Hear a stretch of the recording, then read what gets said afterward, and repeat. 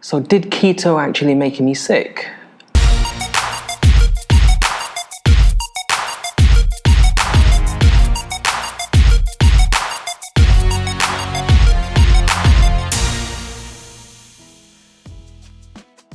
Hi everybody, clinic is in session. Dr. Bobby Stryker here with Flow Physique Factory. Hope you enjoyed the last video where I show you how to assess your cholesterol and cardiovascular risk levels and all of that kind of stuff. This week, I'm going to be showing you what happened to my cholesterol, both on and off a keto diet, and the results are pretty alarming. Okay, so let's do the same thing again. Science class, I'm going to be sharing my screen with you. Let's do it. Okay, so before we get into it, a quick disclaimer. As you guys know, yes, I'm an actual doctor, but I'm not your doctor. So if you're watching this, please do not suddenly stop your cholesterol medicines. Don't suddenly start gorging yourselves on carbs. Don't suddenly start going full keto and shoving fats into your face.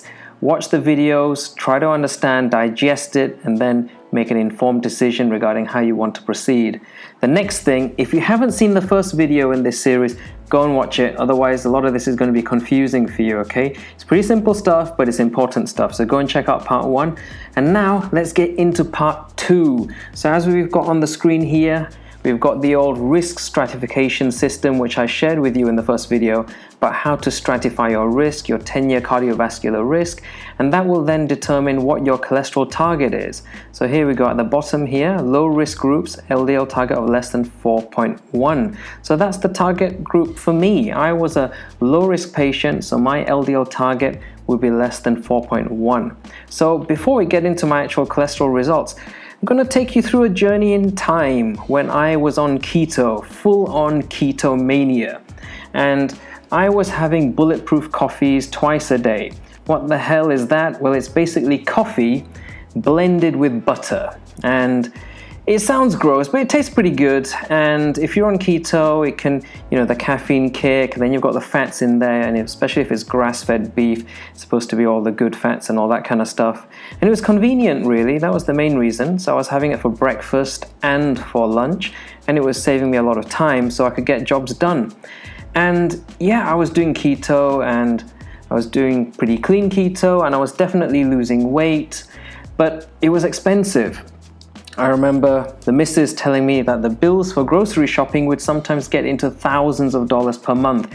And if you want to do a clean keto diet, that means getting all the grass-fed beef, the special butters, clean oils like coconut oil, nuts and seeds, and it can be pretty expensive business. So our clean keto diet, which I had been on for quite some time, for a few years I would say, that slowly turned into a dirty keto diet.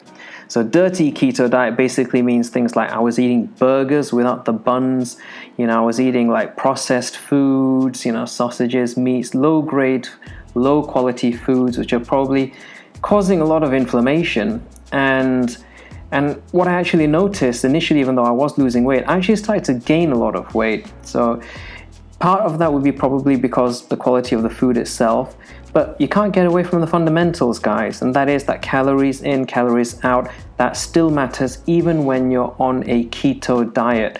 So it means I was consuming more calories, and you can see the foods here. Look how oily and stuff they are. You can imagine the calories are in the thousands. So I was eating way more than my body was burning. So I started to put on the weight, and the pounds started to pile on. And then that's when something happened. I got a blood clot in my eye, something known as a central retinal vein occlusion. So here on the left is a picture of the inside of my eye, and here on the right is a healthy fundus, the inside of the eye.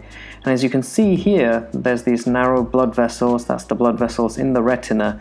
And for me, you see these streaks, that's bleeding. So blood was coming into my eye through the arteries, but the vein was blocked, so it couldn't get out. So the blood coming in couldn't get out, and it was instead bleeding into the tissue of my retina.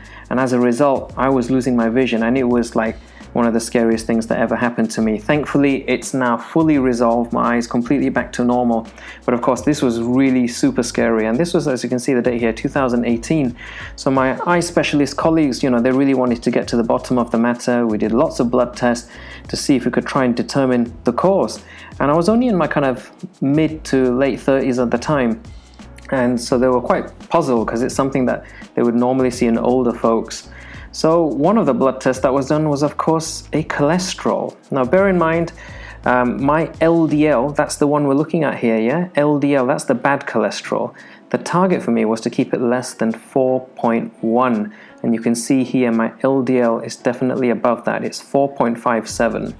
So my total cholesterol, because of that, is quite high. The triglycerides, the fats in my blood, not too bad. The HDL cholesterol, that's the good cholesterol, pretty decent level, but my LDL cholesterol was high.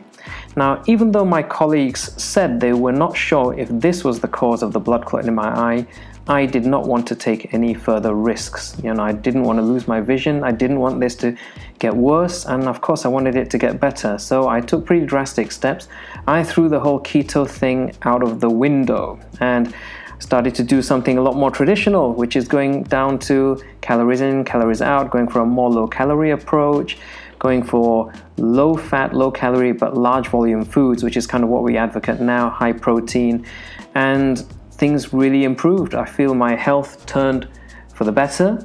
I started to lose a lot of weight, get in better shape again. You can see here, this is me before I started taking more care of myself. And here's me after. Again, yes, I'm not wearing a mask. This is pre-pandemic, but I'd already lost a dramatic amount of weight, was feeling good, I was losing weight, and I felt a lot more muscular as well. That was one thing that I felt was lacking when I was doing the whole keto thing, and I would get comments as well, is that even though I was getting slimmer, I didn't look necessarily particularly fit, and I was definitely not very muscular at the time, and I was really struggling to put on muscle. And having come off the keto and now doing kind of a more high protein, low calorie approach, I'm definitely able to put on muscle more effectively, and that's something I've been enjoying a lot. So I lost a significant amount of weight. Again, another before and after picture of me after I'd lost a fair amount of weight. And of course, finally, the punchline, you guys want to know what happened to my cholesterol after I lost weight and came off keto. This is what happened. There we go, my LDL is now 2.74. This is a pretty recent result, 17th of August. My HDL is at the good cholesterol is at a healthy level, and my triglycerides are very low too, so my total overall cholesterol is very low. So remember, my LDL target is to be less than 4.1, and I'm definitely very comfortably in that zone, and I've done that simply through diet and lifestyle changes, and I'm not on any cholesterol medicines. So there you go, guys. This is the consequence of what keto can do for you. So keto, for me, it did help me to lose weight. It helped me to lose weight, but it really made my cholesterol go very high, which may or may not have contributed to my eye problem. And doing a dirty keto, definitely, if that's what a lot of you are doing, and I know for a fact that a lot of people on keto, this is the approach they take because it's more affordable. Even though you might be losing weight, you might not be healthy, guys. You might be introducing a lot of inflammation in your bodies, which is going to set you up for health issues like I had, and I don't want you guys to have the same.